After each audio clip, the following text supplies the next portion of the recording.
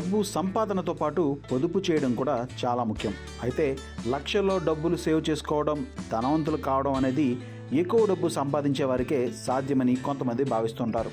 అయితే తక్కువ జీతం పొందేవారు కూడా సరైన బడ్జెట్ ప్లానింగ్తో డబ్బు సేవ్ చేసుకోవచ్చని నిపుణులు చెప్తున్నారు. నెలకు 30,000 సంపాదించే వ్యక్తి 10 లక్షలు ఎలా సేవ్ చేసుకోవాలి, ఏ జాగ్రత్తలు తీసుకోవాలనే విషయం ఇప్పుడు తెలుసుకుందాం.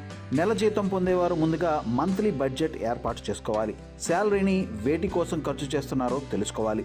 రెంట్, ఆహారం, transportation, mobile, internet bill, savings and ఇన్వెస్ట్మెంట్స్తో పాటు ఇతర అవసరాలు వేటి కోసం ఎంత ఖర్చు చేస్తున్నారనే విషయాలు తెలుసుకోవాలి. నెలవారీగా చేసే చిన్న చిన్న ఖర్చులను కూడా ట్రాక్ చేయాలి. ప్రతి నెల మీ సాలరీని ముందుగా ఇన్వెస్ట్మెంట్స్, సేవింగ్స్ కోసం కేటాయించాలి. ఆటోమేటిక్ ట్రాన్స్ఫర్స్ ఎంచుకోవాలి. దీనివలన ఇతర అనవసరమైన ఖర్చుల కోసం డబ్బులు కేటాయించడం తగ్గుతుంది.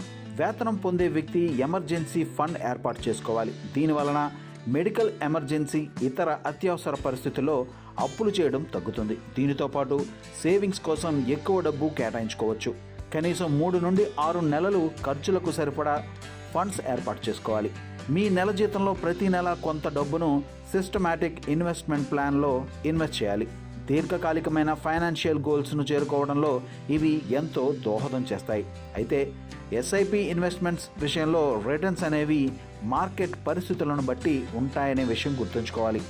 కాబట్టి ఆర్థిక నిపుణుల సలహా మేరకు పెట్టుబడులు చేయడం మంచిది.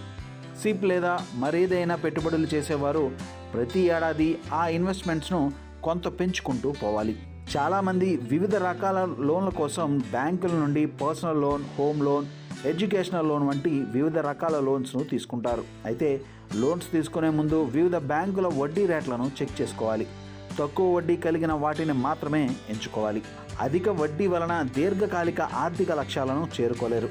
ఆర్థికంగా ఒత్తిడి పెరిగి సేవింగ్స్ చేయడం కష్టంగా మారుతుంది.